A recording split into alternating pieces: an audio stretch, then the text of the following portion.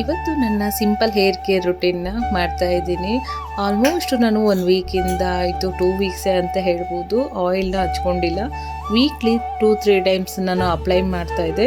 But ಇವಾಗ apply ಮಾಡಿಲ್ಲದಕ್ಕೆ ಕೂದಲು ಏನೋ ಒಂಥರ, ಅದಕ್ಕೆ ಫುಡ್ಡೇ ಹಾಕಿಲ್ಲ. ಹೇಗೆ ನಾವು ಊಟ ಮಾಡ್ಬೇಕಾದ್ರೆ ನಮಗೆ ಫುಡ್ ಇಲ್ಲ ಅಂತ ಬೋರ್ ಆಗುತ್ತೋ, ಹೊಟ್ಟೆ ಎಲ್ಲ ಹಶ್ವು ಅನ್ನೋ ಥರ ಫೀಲ್ ಆಗ್ತಾ ಇರುತ್ತೆ. ನಮ್ಗೆ ನೋಡೋಕ್ಕಾಗಲ್ವ, ಕೂದಲು ಅದೇ ಥರನೇ ಆಗೋಗಿದೆ. ಕೂದಲು ನೋಡೋಕ್ಕೆ ಆಗ್ತಾ ಇಲ್ಲ, ಆ ಥರ ಆಗೋಗಿದೆ. ಇವತ್ತು ನನ್ನ ಹೇರ್ಗೆ ಕೊಕೊನಟ್ ಆಯಿಲ್ ಅಪ್ಲೈ ಮಾಡ್ತಾ ಇದ್ದೆ. ರೆಗ್ಯುಲರ್ ಆಗಿ ಆಯಿಲ್ ಹಾಕೋದ್ರಿಂದ ಸ್ಕ್ಯಾಲ್ಪ್ ಮಾಯ್ಶ್ಚರೈಸರ್ ಆಗಿರುತ್ತೆ. ಡ್ರೈನೆಸ್ ಮತ್ತು ಫ್ರೀಜಿ ಸ್ವಲ್ಪ ಕಡಿಮೆ ಆಗ್ಬೋದು. ಮಸಾಜ್ ಮಾಡಿದ್ರೆ ಸ್ಕ್ಯಾಲ್ಪ್ ರಿಲ್ಯಾಕ್ಸ್ ಆಗುತ್ತೆ. ಬ್ಲಡ್ ಸರ್ಕ್ಯುಲೇಷನ್ನಿಗೆ ಸಹಾಯ ಕೂಡ ಆಗುತ್ತೆ. ಸ್ನಾನ ಮಾಡೋದಕ್ಕಿಂತ ಮುಂಚೆ 2-3 ಅವರ್ಸ್ ಇದ್ದ ಆಗ್ಲೇ ಆಯಿಲ್ ಸ್ಪ್ರೆಡ್ ಮಾಡಿಕೊಂಡು ಚೆನ್ನಾಗಿ ಮಸಾಜ್ ಮಾಡ್ಕೊಳ್ತೀನಿ. ಇಲ್ಲ ಅಂದರೆ ನೈಟ್ ಅಪ್ಲೈ ಮಾಡಿಕೊಂಡು ಬೆಳಗ್ಗೆ ಇದ್ದಾಗ ಸ್ನಾನ ಮಾಡ್ಕೊತೀನಿ. ಈ ಥರ ಒಂದು ರುಟೀನ್ನ ಮಾಡ್ಕೊಂಡಿದ್ದೀನಿ. ಇವರಿಗೆ ನೈಟ್ ಹೊತ್ತು ಹಚ್ಕೊಂಡು ಬೆಳಗ್ಗೆಗೆ ಶೀತ ಆಗೋದು, ಇಲ್ಲ ಹೆವಿ ಹೀಟ್ ಆಗೋದು, ಈ ಥರ ಎಲ್ಲ ಆಗುತ್ತೆ. ಸೊ ಅಂಥವ್ರು ಮಾತ್ರ ಈ ಥರ ಮಾಡಬೇಡಿ. ಬಟ್ ನನಗೆ ಹ್ಯಾಬಿಟ್ ಇರೋದ್ರಿಂದ ನಾನು ಈ ಥರ ಎಲ್ಲ ಮಾಡ್ಕೊಳ್ತೀನಿ. ಇವತ್ತು ಸ್ಟೋರೇಜ್ ವುಡ್ಡನ್ನು ವಾಶ್ ಮಾಡಿದೆ. ಸ್ವಲ್ಪ ಎಲ್ಲ ಸ್ಪ್ರೆಡ್ ಆಗಿತ್ತು. ಅಂದರೆ ಈಗ ನಾನು ಆಯಿಲ್ ಕಂಟೈನರ್ಗೆಲ್ಲ ವುಡ್ಡಿಂದ ಇಟ್ಟಿದ್ದೀನಲ್ಲ, ಸೊ ಹಾಗಾಗಿ ಸ್ವಲ್ಪ ಸ್ಪೇಸ್ ಚೇಂಜ್ ಮಾಡಿದೆ. ಇದನ್ನೆಲ್ಲ ವುಡ್ಡಿಂದ ತಗೊಂಡೋಗ್ಬಿಟ್ಟು ವಾಶ್ ಮಾಡಿ ಅದು ಸ್ವಲ್ಪ ಬಿಸಿಲಿಗೆ ಇಟ್ಟಿದ್ದೆ, ಕ್ಲೀನಾಗಿ ಡ್ರೈ ಆಗಲಿ ಅಂತ ಅಂದ್ಬಿಟ್ಟು. ಅದು ಕೂಡ ಡ್ರೈ ಆಯಿತು. ಸ್ವಲ್ಪ ಆಲ್ಟ್ರೇಷನ್ ಮಾಡಿಬಿಟ್ಟಿಟ್ಟೆ.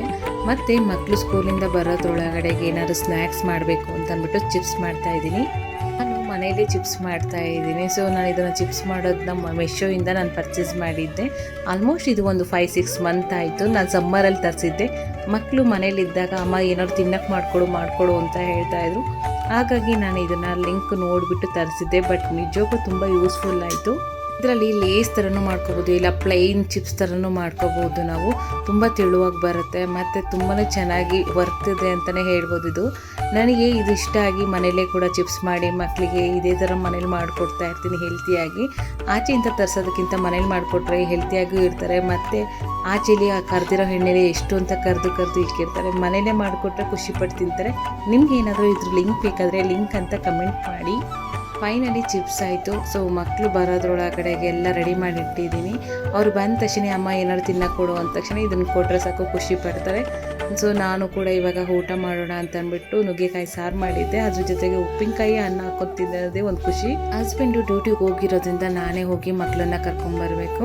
ಮಕ್ಕಳಿಗೆ ಸ್ಕೂಲಿಗೆ ಬಿಡೋದು ಫಸ್ಟು ಅಪ್ಪನ ಬಿಡ್ತಾರೆ. ಅವ್ನು ಬಿಟ್ಟು ಹಾಫ್ ಆನ್ ಅವರಿಗೆ ಹಂಸನ್ನ ಬಿಡೋದು. ಅಲ್ಲಿವರೆಗೂ ವೆಯ್ಟ್ ಮಾಡಬೇಕಾಗುತ್ತೆ. ಮನೆಗೆ ಬರೋ ಅಷ್ಟೊತ್ತಿಗೆ 3:30 ಆಗೋಗುತ್ತೆ ನನಗೆ. ಅದಕ್ಕೆ ನಾನು ಊಟ ಮಾಡ್ಕೊಂಬಿಟ್ಟು ಹೋಗ್ಬಿಡ್ತೀನಿ. ನೈಲ್ ಪಾಲಿಶ್ ಎಲ್ಲ ಹಚ್ಚೋದಿಲ್ಲ, ಆದರೆ ಏನೋ ಇವತ್ತು ಮನಸ್ಸಾಯಿತು, ಇವತ್ತು ನೈಲ್ ಪಾಲಿಶ್ ಎಲ್ಲ ಹಚ್ಕೊತಾ ಇದ್ದೀನಿ. ಹಾಗೆ ನೈಲ್ಸ್ ಎಲ್ಲ ಕ್ಲೀನ್ ಮಾಡಿಕೊಂಡೆ.